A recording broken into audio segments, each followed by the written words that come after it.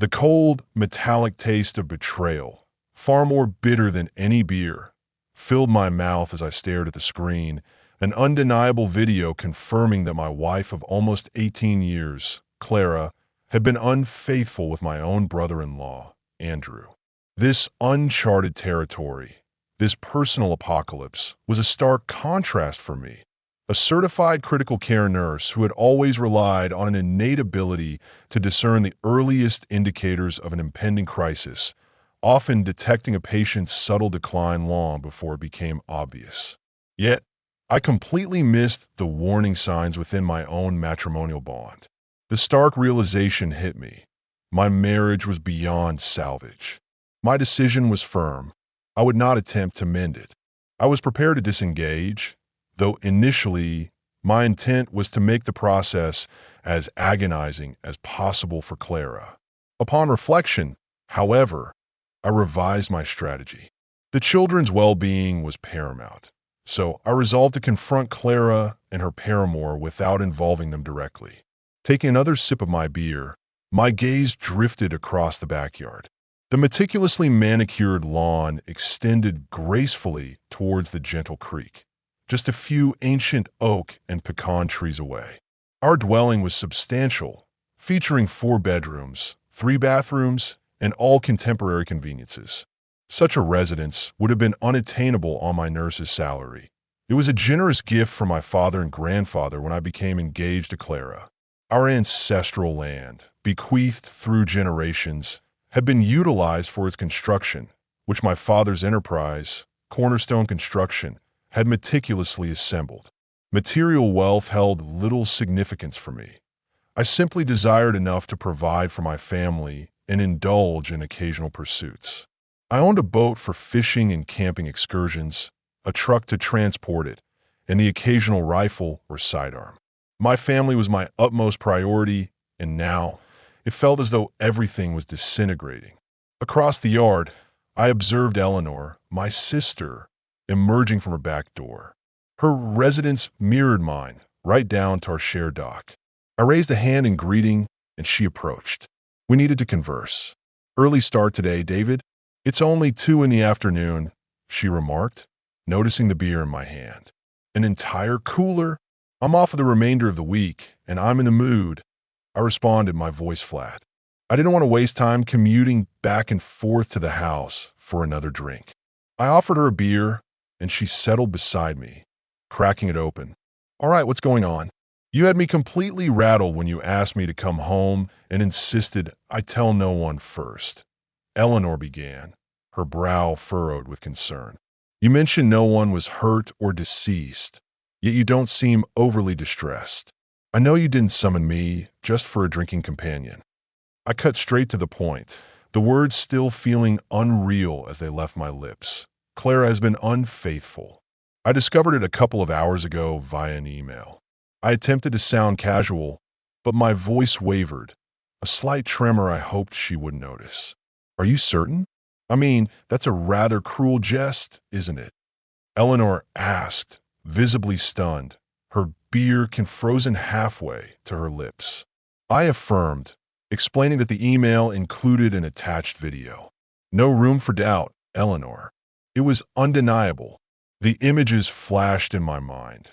Clara, her face contorted in a pleasure I hadn't seen in years. Andrew, his usual placid expression replaced by something lewd and triumphant. "Who sent it?" she inquired, her voice barely a whisper. "I don't know. It merely stated, 'Your wife is cheating. Here's proof. More to come.' Signed Irritated 999. Never heard of them." Eleanor remained silent for a moment, processing the information, her mind clearly racing, before erupting. "That treacherous sorceress," she fumed, slamming her beer can down, some foam sloshing out. "How could she? Doesn't she realize you'd liquidate both her and that man she's with? I'll tear her hair out. How does she even find time to be unfaithful when she's constantly home? She's never even shown interest in other men." Then, her complexion paled as she connected the dots, a look of horror spreading across her face. "Wait, she's sleeping with Andrew, my husband?" They're betraying us with each other. Her face flushed crimson, and tears welled in her eyes, spilling freely down her cheeks. I intended to break it to you gently, I said, pulling her into an embrace, feeling the tremor of her body. I've had a few hours to contemplate it, enough to resist grabbing my firearms and losing control. She dried her eyes with the back of her hand and quickly regained her composure, her anger burning with renewed intensity, replacing the hurt. All right, so what do we do now? Wait for them to return home and thrash them. Her knuckles were white where she gripped her beer. No, we act intelligently, I replied. We pretend not to know anything tonight. We greet them as we did yesterday with a kiss. Eleanor frowned, skeptical, pulling back from the embrace. You want us to behave normally? As if we don't know they're defiling us? Yes, I insisted. We need a strategy. We'll consult with an attorney tomorrow. The fortunate aspect is that we haven't been exposed to any STDs, unless you've been up to something yourself, I added, attempting to lighten the atmosphere, a small, dark laugh escaping my lips. Eleanor gave me the finger, a faint smile playing on her lips despite her fury. Absolutely not. I haven't even considered it. Not seriously anyway. Perhaps I joke about a television star now and then, but no way. She drained her beer and tossed the can into the recycling bin. I handed her a fresh one. Just for the record, Andrew isn't getting anything from me. I just started my period, so he's out of luck until we address this. And we can't tell the children yet, I cautioned. Not until we figure things out. They don't need this burden on their shoulders before we know how to protect them. Eleanor inquired about their whereabouts. I sent them to my parents this morning. They departed when I came out here. No questions, just piled into Daniel's car and left, eager for a few days at grandfather's lake house. Between us, we had 5 children. Daniel, 17. Michael, Eleanor's oldest, a few months younger. Then the twins, Benjamin and Emily, 16, along with my daughter Sarah. 5 children in 2 years had made our house chaotic but vibrantly alive. Andrew had always been an excellent father and uncle. He assisted the children with schoolwork, while I handled most of the recreational outdoor activities. I wasn't keen on sports, but I took them camping, fishing, and hunting. We started with backyard excursions and eventually ventured into the swamps. Andrew would pilot one boat, and I'd take the children in the other. As they grew older, fishing trips became crowded, so we'd reduce supplies, leaving the children to manage for themselves. They learned teamwork, and I was immensely proud of them. They were resilient, resourceful, and understood the importance of family. But now, that very family was fracturing, and I needed to ascertain how to dismantle it without losing everything. 3 weeks prior, I had arranged my work schedule to take 6 consecutive days off. I spent the time with the children at grandfather's old fishing camp, piloting one boat with the girls and allowing the boys to take turns in the other. We fished, caught crabs, and relished our time together as a family. It felt as though everything was precisely as it should be. Yet little did I know Clara and Andrew harbored different priorities, their sordid secret festering beneath the surface of our seemingly perfect lives.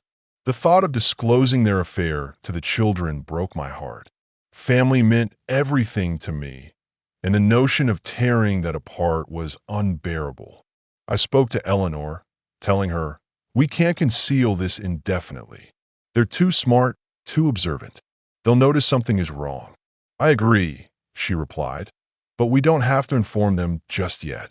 I'll ensure nothing appears amiss, even if it kills me to be civil to Andrew. There's no way I can condone infidelity," I stated, the pain piercing through me, a raw wound. "Clara's excuses will alter nothing. I need to ascertain how to proceed without forfeiting everything. I cannot permit her to take the children, and I cannot allow my rage to provoke reckless actions that would compromise our position." Eleanor concurred, her jaw tight. "I understand. The next step is to ensure she doesn't walk away with everything. I'll do everything within my power to guarantee she doesn't receive a single penny more than she's entitled to." She deserves to lose everything. I nodded, aware that Clara might legally be entitled to more. But Eleanor had a strategy, a gleam in her eye. Our homes are secure, she said, a sly smile forming. Grandfather ensured they're safeguarded. Clara and Andrew cannot touch them. She might attempt to claim the house or some possessions, but she has no legitimate claim to the property itself. Eleanor then reminded me of the prenuptial agreement Clara and I had signed, a document I had barely glanced at all those years ago. Dad insisted on it, she said. I didn't comprehend it then, but now it might actually work in your favor. I had forgotten about that prenuptial agreement, dismissed it as a formality. Clara's father had always regarded me with suspicion, concerned I would exploit his daughter's wealth. That prenup had been drafted to protect his assets, explicitly stating that anyone found guilty of infidelity would receive only a small portion of the community property. The irony was not lost on me. As the days elapsed, I incessantly replayed the details in my mind. The video that had surfaced, depicting Clara and Andrew together, was deeply unsettling. It showed them in an unfamiliar apartment, intimate moments captured with a disquieting clarity. I wondered who had captured it and how it had been circulated. The more I pondered, the more questions arose, a knot tightening in my stomach.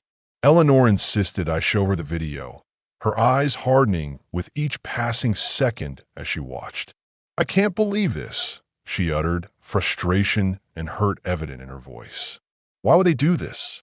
They clearly believe they can evade consequences, flaunting their disrespect like this.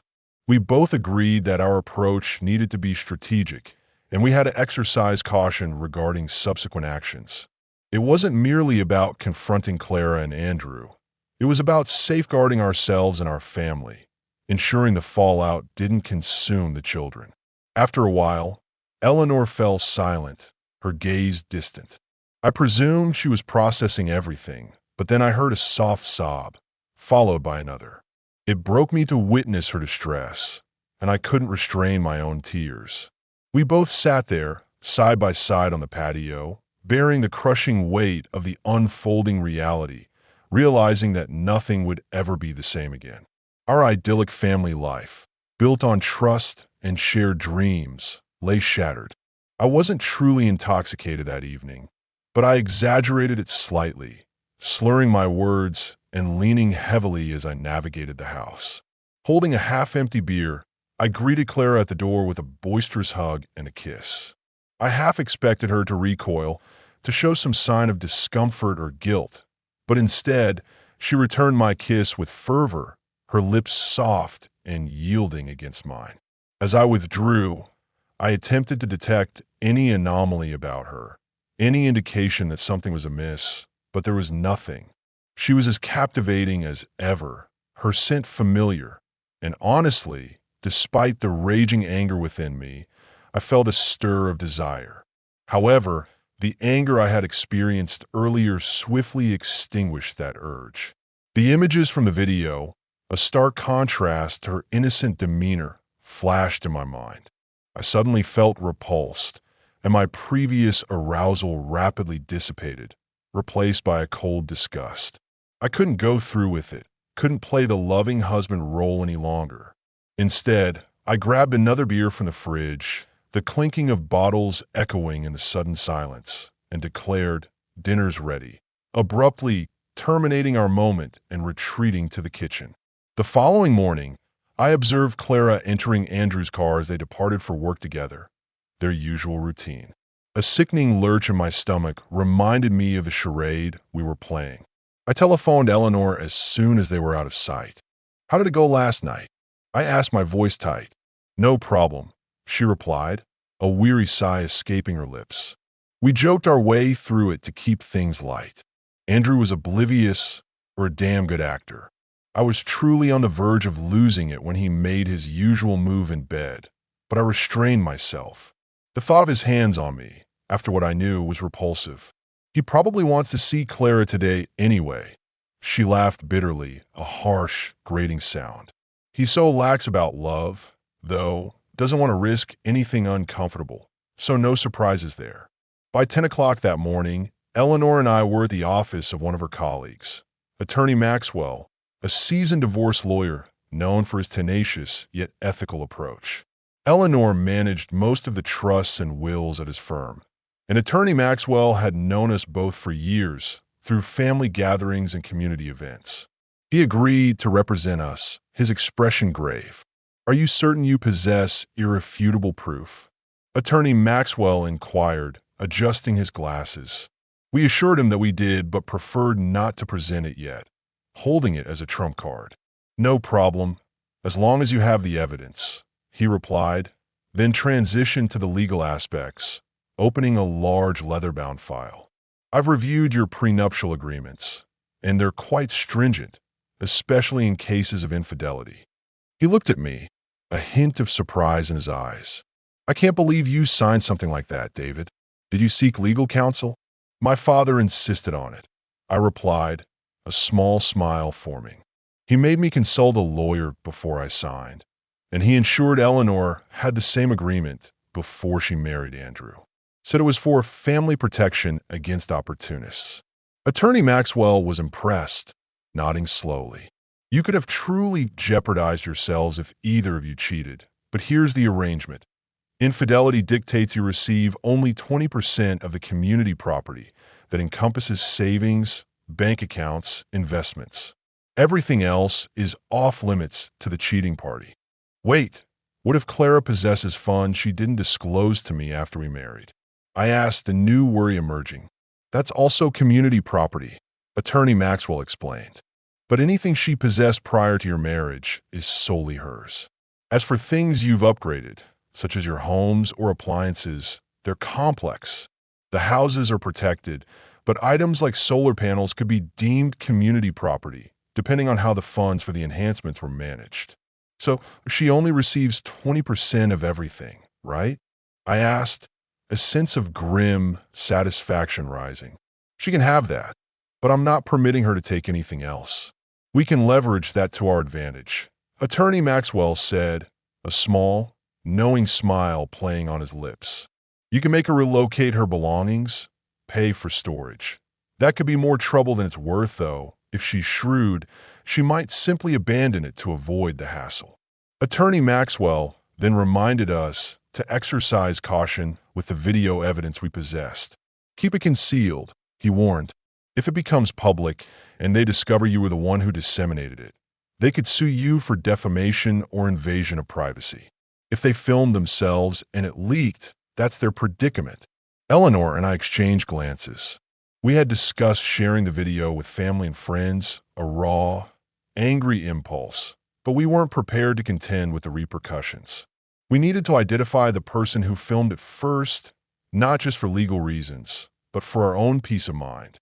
The next step involved setting the date to serve Clara and Andrew with the divorce papers.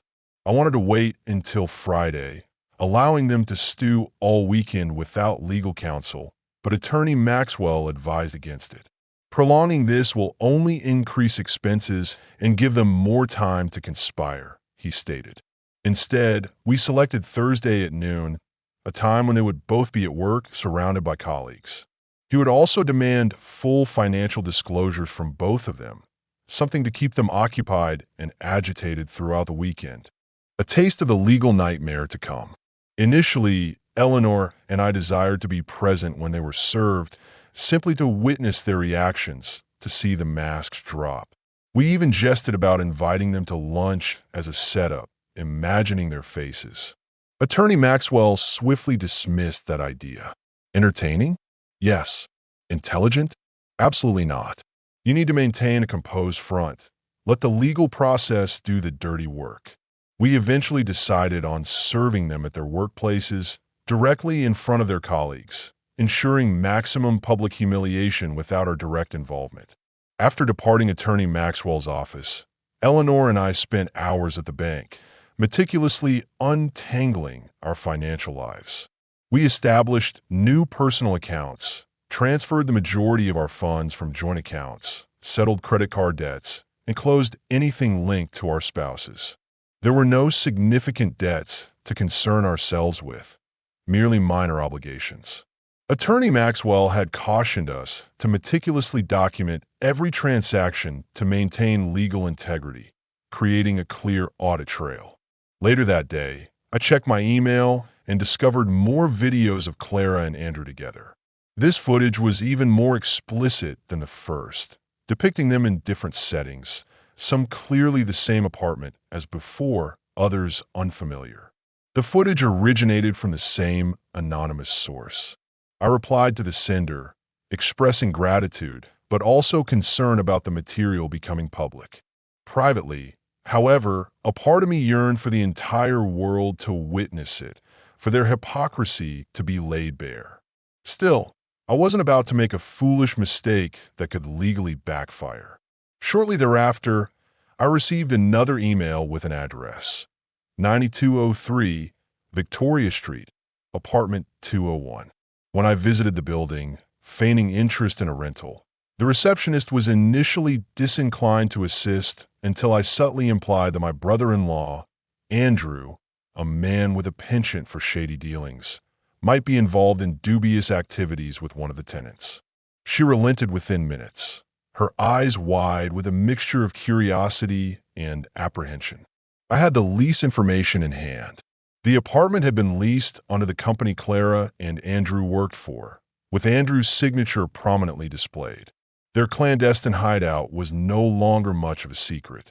I couldn't help but ponder how their employer, a respectable insurance firm, would react when this information came to light. When Thursday arrived, the air crackled with anticipation. Clara's reaction was immediate and explosive. 30 minutes after being served at her office, her voice booming enough for half the floor to hear, she telephoned me, enraged. "What is this? Divorce? Are you serious, David?" She snapped, her tone incredulous, as if I had lost my mind. "I know about you and Andrew," I stated calmly, my voice flat, devoid of emotion. "I'm setting you free, Clara." "You're welcome." Clara, still in denial, her mind racing for an excuse, attempted to reverse the narrative. "You're unbelievable. There have been rumors, sure, but he's my brother-in-law. We're family. You're actually believing this garbage." "I suppose I am," I replied flatly, the chill in my voice echoing the coldness in my heart. "You'll regret this, David. I'll take the children, the house, the boat, the truck, everything. You'll be left with nothing but the bills," she ranted, her voice rising to a shriek. I had anticipated this reaction, her predictable blend of denial and aggression. Eleanor and I had prepared for it. I remained calm, almost bored. "We'll see. I suggest you retain an attorney, Clara. You're going to need a good one." I paused for dramatic effect. "Oh, and by the way, your belongings are being packed as we speak by a professional moving crew. Eleanor is handling Andrews. They'll be ready for pickup this afternoon. The locks have been changed on both houses, and we've secured temporary restraining orders. You'll need to find alternative accommodation until the court dictates otherwise." Her angry screaming gradually faded into incoherent shouts as I calmly hung up, a sense of quiet triumph settling over me. 10 minutes later, Eleanor texted me, "Backyard. Bring the cooler and fill it up." "That idiot Andrew," she said, cracking open her beer as I joined her. "He keeps denying everything. He claims we're merely hearing rumors about him and Clara. He actually told me, 'We've never even held hands in public, Elle. It's just gossip.' Can you believe that level of delusion?" I nodded, recalling Clara's similar denial. Clara said the same thing, but Andrew is attempting to conceal it. He's acting as if there's no issue, making everything sound like a misunderstanding that will just blow over. "I'm so furious right now," she continued, her hands trembling slightly as she held her beer. "If he were here, I'd kick his—" She paused, shaking her head, trying to rein in her fury. "I told him to collect his belongings, but only after calling first. I warned him I'd be answering the door with a tool, a very large, blunt tool. Attorney Maxwell is arriving soon with 2 deputies, just in case things escalate beyond my self-control." I wasn't enthusiastic about having deputies present. It felt unnecessarily dramatic, but Attorney Maxwell insisted. "It's better to be safe than sorry," he said. "If Andrew does something foolish, you might end up in jail for assault. Let the deputies maintain order and document everything." "Thanks for speaking to the children earlier, David," Eleanor said, her voice softening, her eyes glistening. "I don't know how you managed it. I started crying just hearing you tell them. I couldn't have done it, not without breaking down completely." We had informed the children together, explaining the situation as calmly as possible, emphasizing that it was our mistake, not theirs, and that they were loved. I had expected to break down too, to see their faces crumple, but somehow I remained composed, a strange calm washing over me. "The children were surprisingly calm, though," Eleanor added, a hint of confusion in her voice. "They seemed like they already knew when you said, 'Your mother and father made mistakes, and we can't ignore it.' None of them seemed shocked, almost resigned. Do you think they had already figured it out?" I asked, a chilling thought. "I don't know," I replied, my gaze fixed on the distant trees. I didn't see it coming, but they seemed all right with it, at least superficially. Maybe they're just good at hiding their feelings. Just then, my phone pinged with a new message, a familiar anonymous sender. I receive an email. "I wonder if it's from irritated 999, I said, a sense of dread mixing with anticipation. "Check it," Eleanor urged, her curiosity overriding her distress. I handed her the phone, and after a few taps, she played the audio message. Clara's voice crackled, laced with fury and incredulity. "Can you believe David and Eleanor served us? They must have found out somehow. I can't believe this. Last night David was all sweet and affectionate, and now this. It's an ambush." Andrew's voice followed, calm and condescending. "Relax, Clara. They don't know anything for sure. This is just some dumb rumor that got out of hand. We've never done anything wrong in public, remember? If they proceed with this divorce, they'll regret it. We'll make them pay, financially and emotionally." I let out a frustrated sigh, running a hand through my hair. "They truly believe they can evade consequences," I said, the words heavy with disbelief. "That apartment Andrew has been concealing for years. How long have they been planning this, Eleanor? How deep does this deception go? We need to remain vigilant.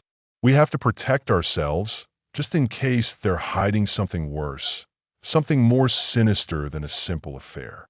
Eleanor nodded, wiping her eyes, her resolve hardening. "I can't stand the idea of Clara gaining custody of Daniel and Sarah, or living in your house until Sarah is 18, pretending to be the victim. That's simply not fair, David. Not after this."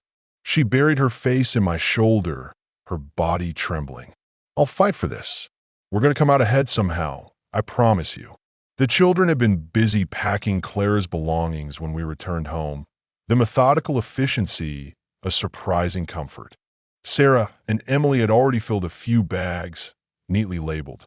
"Make sure to photograph everything that goes into those bags," I reminded them, noting the bags would count against Clara's share of the community property, effectively reducing what she could claim. We checked in with the boys, who were almost finished packing Andrew's items from Eleanor's house. Michael, Andrew's son, was tossing clothes into a duffel bag with a surprising lack of care, appearing more careless than usual, almost defiant. I couldn't help but smile. They had my back, even if they didn't fully understand the intricacies of the situation. I was pleased the children were focused and assisting. Even if it meant performing tasks I wouldn't have undertaken myself, like handling the physical removal of the betrayer's possessions. On our way home, Clara's text arrived, demanding to know where her jewelry was. I telephoned Attorney Maxwell immediately, explaining the situation. Within minutes, he appeared, accompanied by two stern-faced deputies. As we waited, Clara and Andrew pulled up in separate cars, their faces grim. Behind them, pulling into the driveway, was someone I hadn't anticipated, Victor Blackwood, a loud, arrogant bully from our school days, now a self-proclaimed shark lawyer.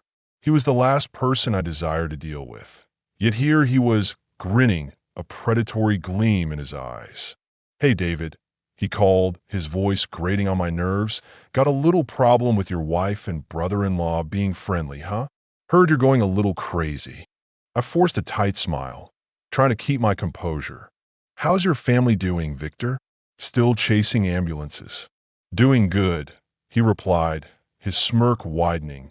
Then his expression hardened. You truly think Andrew is messing with your wife? Are you certain about that, David? It's a pretty big accusation. I nodded, my gaze unwavering. It's exactly what's happening, Victor. Beyond a shadow of a doubt. He smirked, dismissing my certainty. Well, that's a shame. But we both know you can't prove anything, right? All rumors, he said, she said. I simply walked away, turning my back on him. I didn't have time for his games, nor the urge to validate his presence. Clara stormed up to me, her face contorted with rage. You took almost everything out of our account, you bastard, she shouted, pointing an accusatory finger. Yep, I said, coolly, my voice calm despite her fury. And I've got the statements to show precisely what was there when we divided things. You'll receive what's fair, Clara, but don't expect anything more. You won't drain me dry. She glared at me, her eyes spitting fire, but I didn't allow her to intimidate me, meeting her gaze steadily. Eleanor and I did not follow Clara or Andrew inside when they went to retrieve their belongings. Instead, Sarah and Emily entered with one of the deputies to supervise, ensuring no property damage or false claims.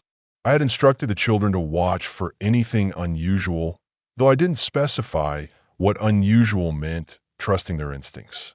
I trusted they'd recognize it when they saw it. Daniel and Michael followed Andrew as he checked his house, their presence a silent accusation. Clara immediately demanded, "Where's my jewelry? My diamond necklace? My sapphire earrings?" I had anticipated this, knowing her materialistic nature.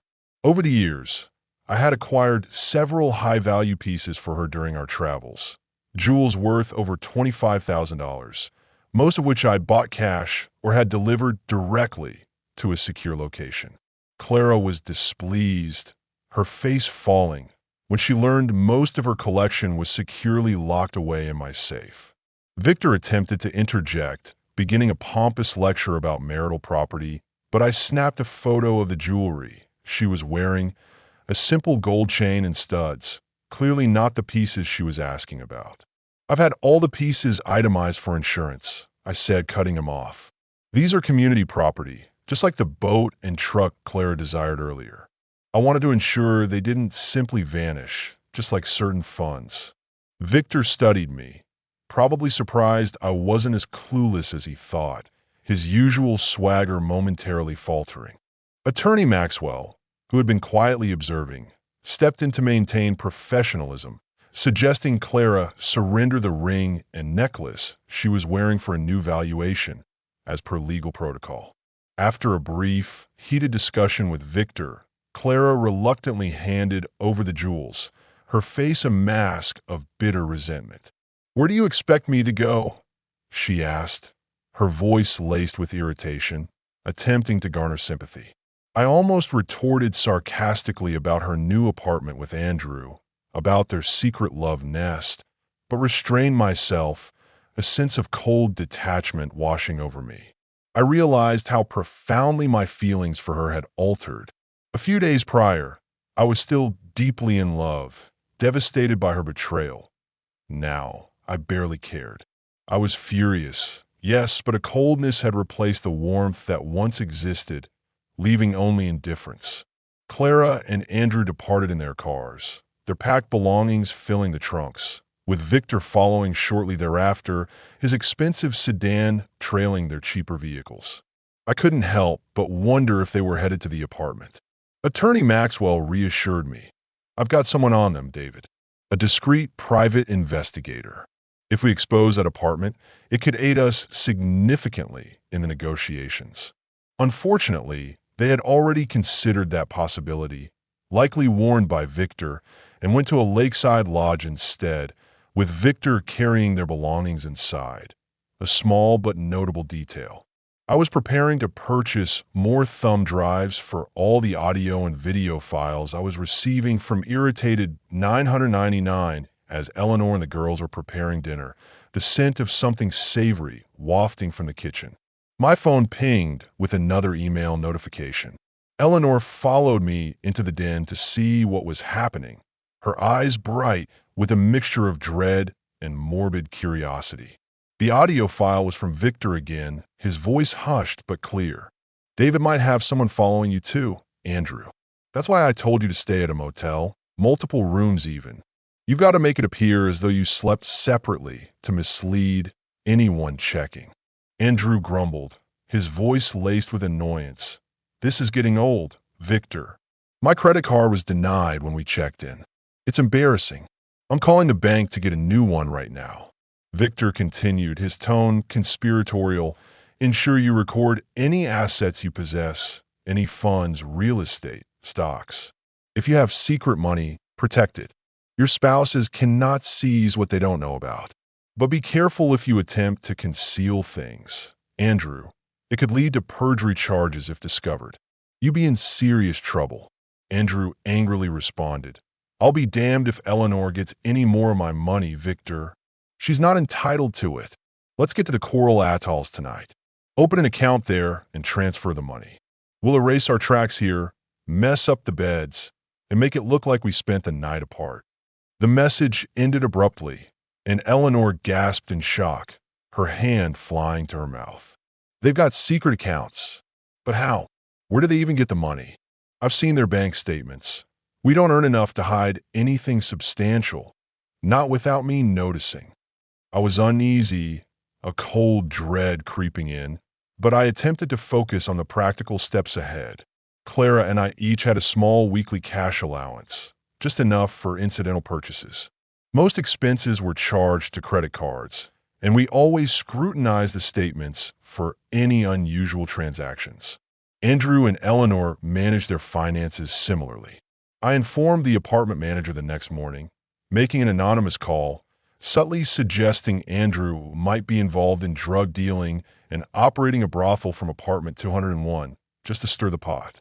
I was merely jesting with her, of course, exaggerating wildly. "You don't think he's doing anything like that, do you?" Andrew, Mr. Straight-laced. Eleanor laughed later that day, a genuine, if brief, laugh. "He wouldn't know where to begin, let alone manage to hide it. But then again, I never thought he'd cheat on me either, so what do I know?" We decided to set the matter aside for the night, knowing there was nothing we could do about hidden accounts for now without solid proof. We joined the children for dinner, trying to maintain some semblance of normalcy. The next morning, I proceeded to Attorney Maxwell's office. I had arranged for Clara's jewelry to be appraised, and while there, I also had my firearms appraised. It didn't incur much expense beyond a new Glock, which I had intended to acquire anyway, a small consolation. At least now, Clara couldn't argue with me about my spending.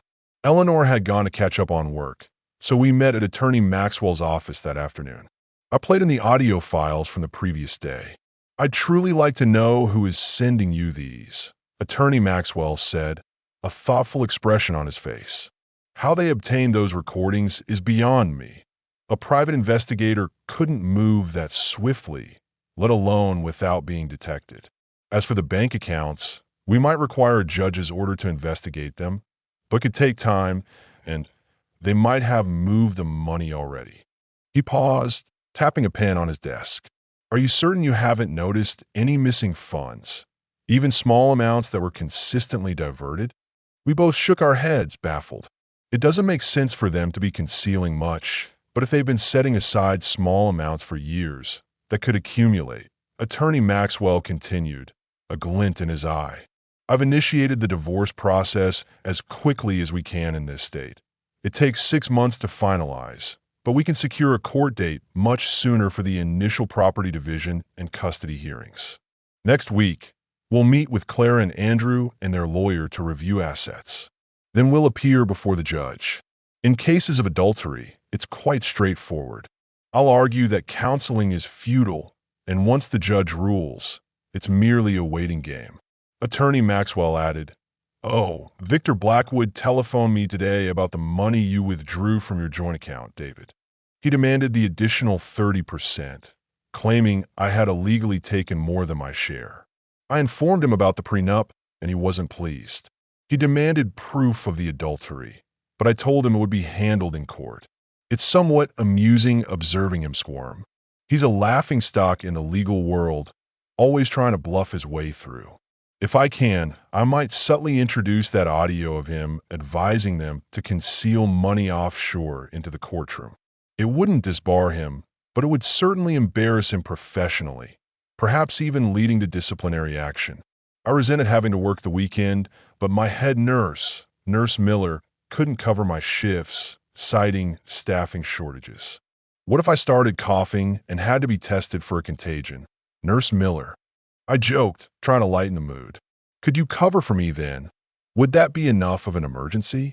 Nice try, Thompson, Nurse Miller said, laughing, her eyes twinkling. But yes, I could cover for you then. It's a busy weekend, but I understand. If I discover my husband was cheating, I'd be a wreck, completely useless. You've got plenty of vacation and sick time. This definitely qualifies for emergency leave. Just take care of yourself, and we'll commence your vacation after that, whenever you're ready. Actually, how about I work this weekend, and you start my leave on Monday? I offered a desperate need for distraction setting in. Really? Thanks so much, David. You're a lifesaver. I'll begin your leave with sick time and then transition to vacation. Take as long as you need and keep me updated. Work offered a welcome diversion, a temporary escape from the turmoil. Weekends were invariably chaotic in the ICU, with fewer scheduled procedures but a constant demand for vigilance, a high-stakes environment where my training kicked in automatically. I was back at the nurse's station, charting on a patient, when I saw my father-in-law, Dr. Albright, a prominent surgeon at the hospital, approach. "What brings you to the ICU, Dr. Albright?" I asked, attempting to sound casual, despite the sudden tightening in my chest. He wasn't in the mood for pleasantries. "Cut the nonsense, David. Let's talk," he hissed, his face pale and drawn. Once we were in the head nurse's office, door securely closed, he inquired, "What's this about you evicting Clara? I heard she was weeping to her mother last night, claiming you just snapped and kicked her out for no reason." I didn't sugarcoat anything, laying out the ugly truth. "Clara is having an affair, Dr. Albright, and it's with my sister's husband, Andrew. I'm dealing with a family crisis that you wouldn't believe," I replied, hoping to make him understand the depth of the betrayal. Mr. Albright was taken aback, his usually composed demeanor visibly shaken. "She told us it was merely office gossip, David, that they commute to work together, but it's nothing, just malicious rumors," he said, shaking his head in disbelief. I divulged everything, detailing the emails, the videos, the audio recordings, knowing it might earn me some respect, some validation. "I've got proof, Dr. Albright. Audio and video, unequivocal evidence. I never would have acted on a rumor, but this, I can't overlook it. My marriage is over." Mr. Albright's face softened, the initial anger giving way to profound sadness. "What are you going to do?" he asked, his voice quiet, almost pleading. "What can I do?" I replied, shrugging helplessly. "I'm striving to protect the children. That's my priority, but I can't just passively accept this. Not after what she's done. What would you do if Clara had proof I was cheating on her?" Mr. Albright was blunt, his jaw set. "I want her head on a platter, David. I'd help her bury you, personally." He paused, clearly distressed, running a hand over his face. "How are Daniel and Sarah coping with this? What have you told them?" "We've conversed, Dr. Albright, but they're not as distraught as you might imagine. They have their cousins to lean on, and surprisingly, they seem to be handling it in stride, almost as if they anticipated it. They'll require assistance later, emotionally, but I don't believe they're ready to speak with you or their grandmother yet." "I'm sorry, David," he said quietly, his gaze meeting mine. "I didn't know the extent of it. I truly didn't. But I'll prioritize protecting the children, ensuring their stability. After that, I'll support Clara in terms of her needs, her well-being." I'm not condoning her actions, not in the slightest, but I'll back you if you have undeniable proof. Just tell me what you need for the children." I appreciated his candor, his willingness to see the truth, and he left the office visibly shaken, the weight of his daughter's actions pressing down on him. That evening, Eleanor and I had to inform our parents, a conversation I dreaded almost as much as telling the children. It wasn't easy. There were tears and moments of shocked silence. My father, a man of few words but immense wisdom, inquired if I possessed proof, and I affirmed that I did, showing him only the least offensive images. He was more concerned with the children's well-being than with our emotions, stressing that their stability was paramount. He agreed to support us fully, but in our culture, children always came first, their innocence to be protected at all costs. By Wednesday, we were compiling our assets for the upcoming meeting.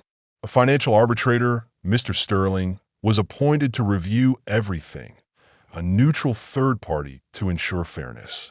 I had provided details of my income along with a pay stub from Clara. It turned out her monthly salary was around $5,000, which was close to mine. Attorney Maxwell stated this would help eliminate alimony for Clara, even without the prenup or proof of infidelity, given our similar earning capacities. Eleanor struggled to obtain Andrew's tax documents, as he hadn't filed them properly, always procrastinating. She was relieved when Attorney Maxwell confirmed she'd likely receive a substantial monthly maintenance payment due to the income disparity between them, especially with Andrew's bonuses. Then Victor, Andrew, and Clara arrived for the asset meeting, the tension in the room thick enough to cut with a knife. Clara's glare shocked me. She was angry but utterly unrepentant, her eyes blazing with indignation, as if I were the one who had wronged her. It was clear she hadn't anticipated this confrontation, this forced transparency. Andrew, on the other hand, appeared uncomfortable, fidgeting in his seat, but attempted to remain neutral, a blank mask on his face. The court official, Mr. Sterling, introduced himself and his assistant, who would be recording everything for the court's records. "We'll begin by having you sign affidavits attesting that your testimony is truthful and anything you say will be entered into evidence," Mr. Sterling stated, his voice calm and authoritative. "The objective today is to enumerate your assets and income. The judge will review them and decide on property division. We won't discuss prenuptial agreements today, but I understand it's a factor in this case." They commenced with vehicles, firearms, and household items, which took only minutes as we had already provided detailed lists. Clara's jewelry was appraised, revealing it was worth more than my truck and tools combined, a fact that Victor smugly pointed out. Victor then insisted that the solar energy system we had installed on the house be treated separately as a joint investment, which Attorney Maxwell noted without argument, simply jotting it down. The 401k accounts were considered since we had been married over 10 years. Despite my assumption, they were excluded by the prenup. When the money itself was reviewed, I entered the statements reflecting my taking 80% of the funds from the joint accounts as legally advised. And the same was done for Eleanor and Andrew, showing her taking her share. Mr. Sterling, the auditor, then raised a concern, his brow furrowed as he reviewed documents on his tablet. "There's a significant discrepancy between Mrs. Fontane's reported income on these W-2s and what's on the tax filings from the last 2 years," he pointed out, a slight pause adding gravity to his words. Clara had reported $140,000 annually, while I had estimated her income to be $60,000 based on the pay stubs she provided from her official salary. My shock was palpable as I exhaled. "What the hell?" I explained, trying to keep my voice even, that Clara and Andrew had insisted on a new accountant, one of their clients, and that I hadn't paid much attention to the returns, simply signing where told. Clara's face flushed crimson, her eyes darting nervously, as Mr. Sterling continued, explaining that Clara's bonuses of $80,000 each year accounted for the extra income, making her total over double what I knew. Meanwhile, Andrew's bonuses were around $110,000 each year, meaning he netted around $80,000 annually after taxes. So where's the money, Clara? I asked angrily, the pieces clicking into place. That explains why you both went to the Coral Atolls last Friday. You were hiding it, weren't you? Clara froze, her mouth agape, before blurting out, "How did you know? Are you following me?" "No need to follow you," I replied, a grim smile spreading across my face. "You did it yourself, Clara. Or rather, the children did." I explained how we used a phone locator app to track the children's whereabouts, a standard parental safety measure. When they couldn't reach Clara, they checked and found her off the grid most of the day. Using flight information, which was public knowledge, we deduced she and Andrew had gone to the Coral Atolls. On Monday, the children discovered they were in Capital City, likely transferring the money. Attorney Maxwell interjected, his voice sharp and precise. "Who drove them to the airport? We can obtain the statements for those accounts, and Mr. Blackwood, it's illegal for an attorney to advise his clients to hide assets offshore. This is a felony, obstructing justice and marital property theft." Clara began crying hysterically, her carefully constructed facade crumbling, and Andrew grew visibly worried, his usual composure dissolving into a nervous sweat. Victor, flustered, denied any wrongdoing, blustering about client privilege, but his expression betrayed him, his eyes wide with panic. Eleanor, seizing the moment, asked, "Can we compel them to return the money, Mr. Sterling?" Attorney Maxwell confirmed we'd receive our share, even if it meant garnishing their wages for years to come. "You'll get 80% of the funds once we prove infidelity in court. Ms. Jenkins, the evidence of hidden assets only strengthens our case for damages." Clara's outburst surprised us all, a raw, desperate wail. "There's no money left. It's gone. He took it all." Andrew attempted to silence her, grabbing her arm, but she loudly accused me. "You stole it. You knew about it, David, and you stole it all." I calmly responded, my voice laced with sarcasm.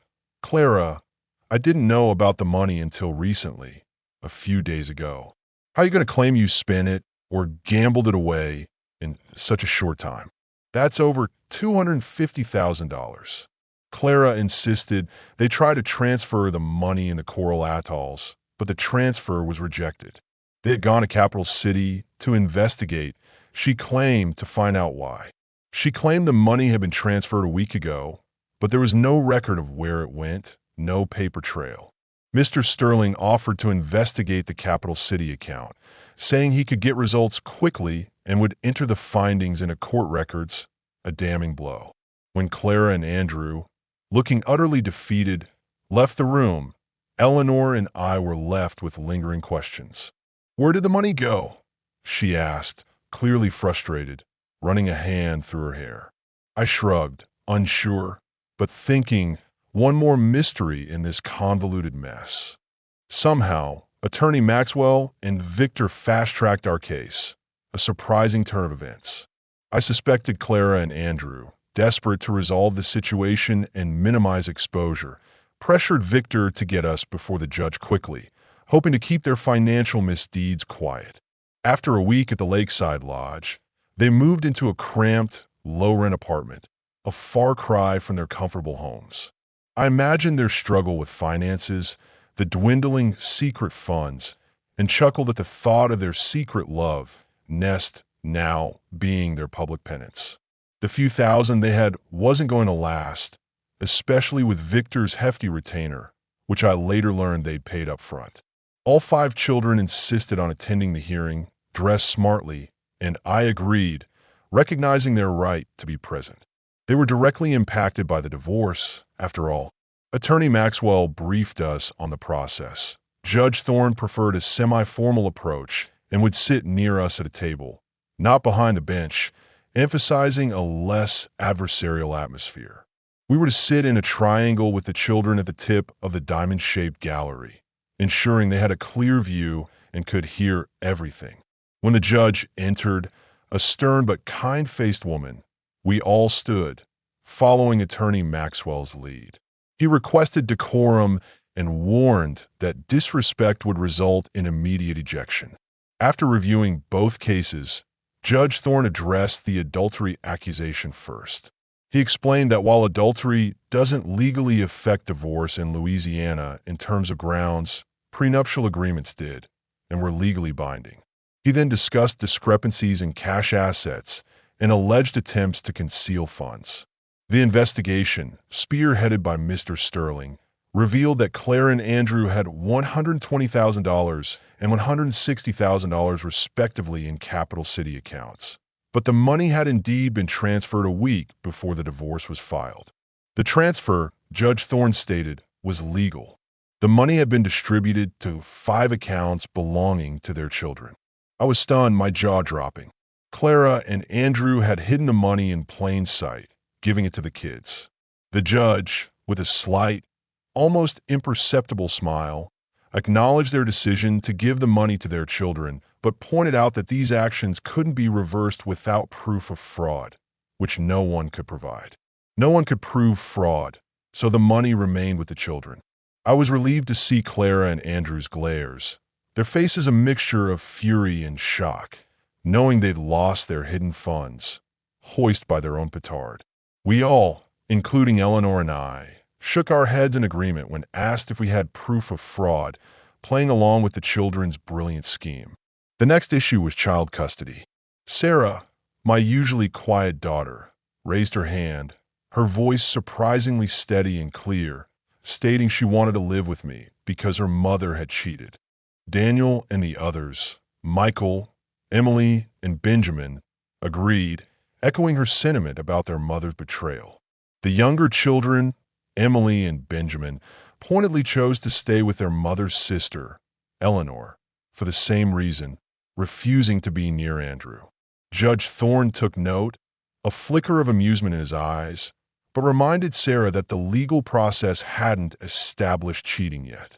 She then pointed out, with remarkable poise, that she could petition for emancipation at 16, citing a Louisiana law, and that her college fund, now bolstered by $56,000 from the unexpected windfall, could easily support her. Her siblings echoed her sentiment, stating they could live independently with their newly discovered funds, their voices confident. Judge Thorne, trying to suppress a smile behind a neutral expression, addressed the children's desire for emancipation.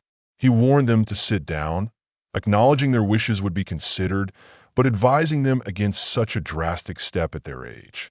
Finally, Attorney Maxwell presented evidence of Clara and Andrew's adultery, explicit photos of them together, printed from the videos. Victor immediately objected, claiming photos could easily be altered, offering a flimsy defense, clearly unprepared for the depth of our evidence. But the evidence was clear, undeniable, and Attorney Maxwell stood firm, stating he had the original digital files. Judge Thorne looked at Attorney Maxwell, then at Eleanor and me. Attorney Maxwell nodded, signaling me to respond. Your Honor, I'm not sure where the evidence came from precisely. I received a series of videos and audio files from an anonymous source. The photos I provided were screenshots from one of the videos. I didn't want to show the video unless absolutely necessary, but I do have a DVD and flash drive containing the full video of my wife and brother-in-law together, if the court requires.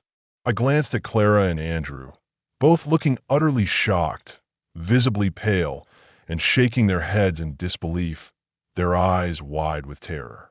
However, Your Honor, if you wish to play the video in court, I'd ask that the children be excused. They don't need to witness this explicit material. Sarah spoke up, her voice surprisingly loud and clear, a mischievous glint in her eye. Not a problem, Dad. It's just closeness. We've already seen it.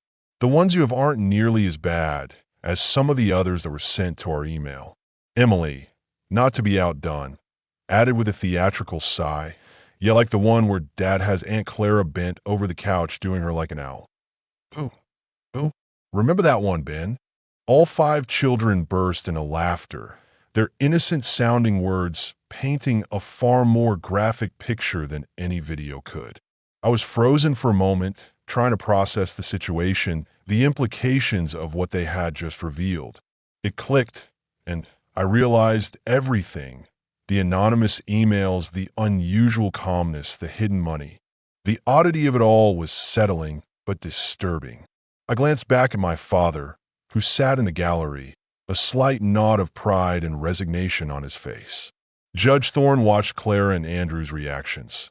They both looked horrified, their faces turning a deep, mortified red. "All right, Mr. Thompson," Judge Thorne said, his voice a mix of sternness and barely suppressed amusement. "Do you want us to play this video, or do the parties agree that infidelity occurred?" I could see Victor's interest, his eyes darting around and licking his lips at the prospect of the explicit content, but both Claire and Andrew quickly begged the judge to avoid playing the video, their voices strained with desperation, prompting him to retract. Victor asked for a moment with his clients, a quick, whispered exchange. After a brief, heated argument, he reluctantly conceded, "I guess we'll accept the plaintiff's claims, Your Honor." Infidelity occurred. Judge Thorne nodded and began his verdict. "For the record, regarding community property, since all parties agree adultery occurred, I will enforce the prenuptial agreement as expected. Mr. Thompson and Ms. Jenkins are awarded 80% of the property, as per the terms of their prenuptial agreements. Eleanor and I were granted our share, and the judge suggested working out the specific distribution with our lawyers, noting the large sum already in the children's accounts. The custody arrangements are clear. Mr. Thompson will have full custody of Daniel and Sarah Thompson. Mrs. Jenkins will have custody of Emily, Michael, and Benjamin Jenkins. Both non-custodial parents will retain full visitation rights, subject to my review and agreement by all parties.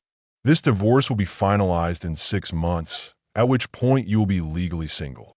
Clara and Andrew's inflated incomes from their bonuses, coupled with the hidden money now beyond their reach, led to maintenance payments. Clara would pay me $1,000 per month, while Andrew would pay Eleanor $2,000 monthly for the next 3 years, reflecting their higher incomes and the financial burden their actions imposed.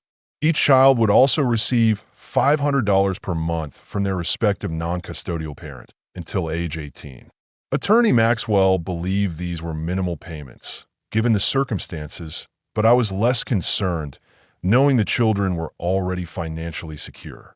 Eleanor questioned my decision to accept the verdict, especially the minimal support, but I felt it was the best course, a clean break without dragging it out further.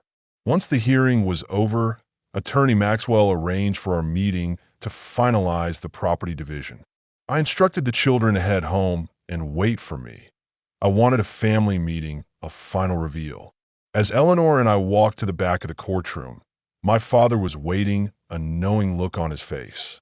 "So, when did you figure out, Dad?" I asked, a hint of amusement in my voice. Eleanor was confused, looking from my father to me.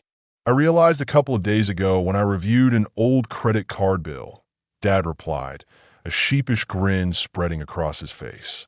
"A couple of months ago, Daniel and Michael asked to use my card, claiming they needed it for an anniversary gift for you and Eleanor. They said they'd repay me. When I received my statement, I noticed a purchase from an electronics store, and it raised some flags.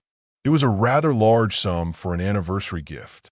I called the store to inquire, and after some persistence, I discovered they bought spy devices for $500.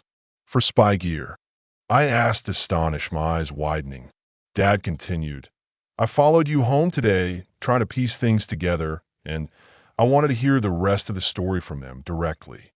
At home, the children were waiting, their faces a mixture of apprehension and excitement.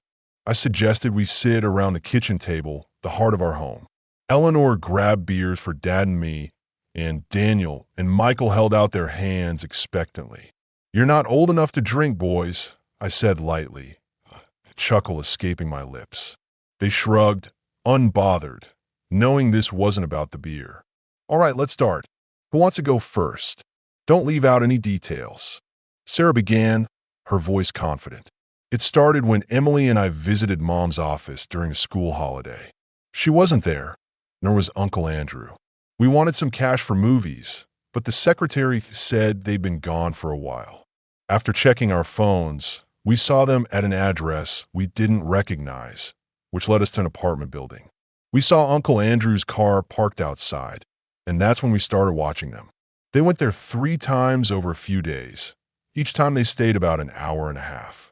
We told the boys about it, thinking it was suspicious. Michael spoke up first, eager to share their ingenuity. We found these tiny bugs online that can be placed in cell phones like covert listening devices. Once you download the accompanying app, it functions like a phone call running in the background. It doesn't interfere with regular calls, but it does drain the battery faster. It picks up sound around the phone if someone wants to listen in. We persuaded grandfather to let us use his credit card to buy them, saying it was for a school project. Sorry about that, grandfather, he added with a mischievous grin. He paused. Installing the bugs on their phones was simple. We just needed a few minutes alone with them. Then we took turns listening in on their conversations and recorded anything that seemed important to share. That explains the audio recordings, but how did you get video footage and know which apartment they were using? I asked, still trying to wrap my head around their elaborate operation. Sarah replied, we checked their keys. Both of them had a key labeled 201, and that wasn't their office number or anything else we recognized. So Daniel copied Mom's key at a local hardware store, and we went to the apartment a few times to snoop. That's when we decided to get cameras. Benjamin chimed in, his eyes bright with enthusiasm. We got some miniature cameras with night vision and a small transmitter. It was pretty cool tech. He seemed excited about the technology, but failed to recognize that their actions, however well-intentioned, were leading to the dissolution of 2 marriages. At least Eleanor and I were finally getting some answers. The cameras were motion sensitive, so they didn't consume too much battery. We taped the receiver under the couch in the apartment to collect the footage, and it sent the information wirelessly to our receiver back home, connected to Sarah's computer. We just recorded it all to external hard drives. Okay, so you recorded Clara and Andrew and sent me the audio and video. Then I said carefully, trying to process the ethical implications, but mostly feeling stunned pride. I wasn't angry at my children, but I couldn't ignore how bizarre and almost cinematic it all was. But there's also the issue of the money. How did you know about the secret accounts? Sarah spoke again, her voice gaining a righteous edge. Dad, the first time Emily and I checked the apartment, we knew Mom was done with us. Not gone, but she wasn't coming back to how our family was. They had clothes there, mainly underwear, and I recognized some of Mom's outfits. There were towels, makeup, toiletries, everything. We knew exactly what was happening. They were cleaning up, and then coming home to you and Aunt Eleanor like nothing happened, pretending to be innocent. We were all furious. They weren't just cheating on you two, they were cheating on all of us, on the whole family unit. Emily added, her voice quiet but firm. The money thing was a side issue at first, but when we were snooping around, we found papers for a bank account with instructions on how to access it online.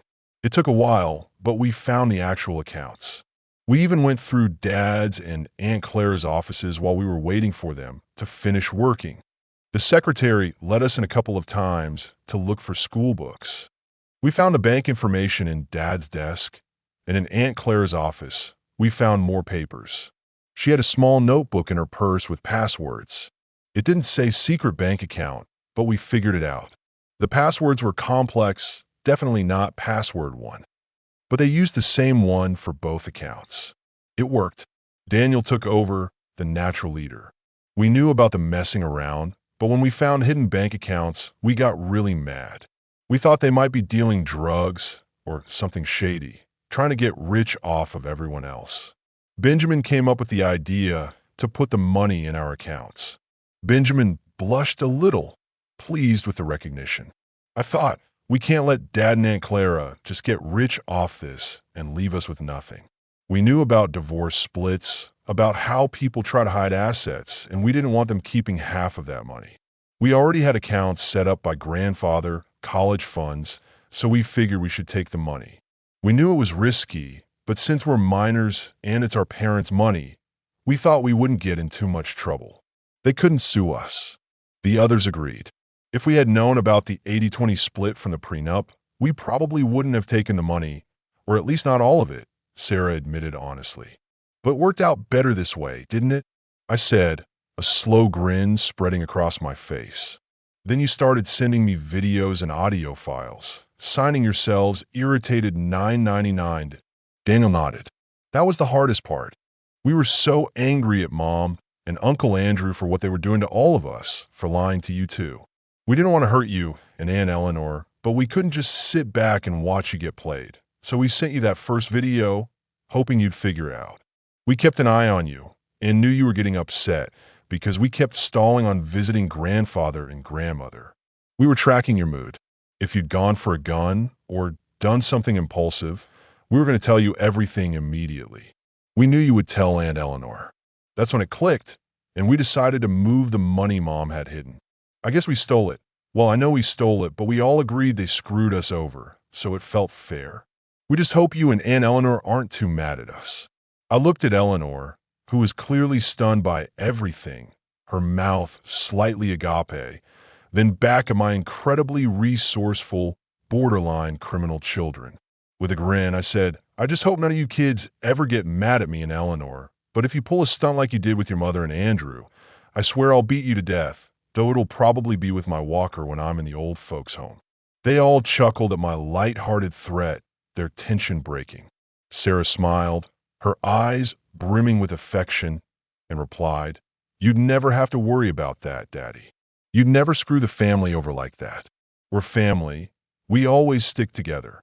Here's something I don't get, my dad interrupted, still trying to catch up. You bought those bugs for the phones using my credit card, and those were expensive. Where'd you get the money for the video cameras?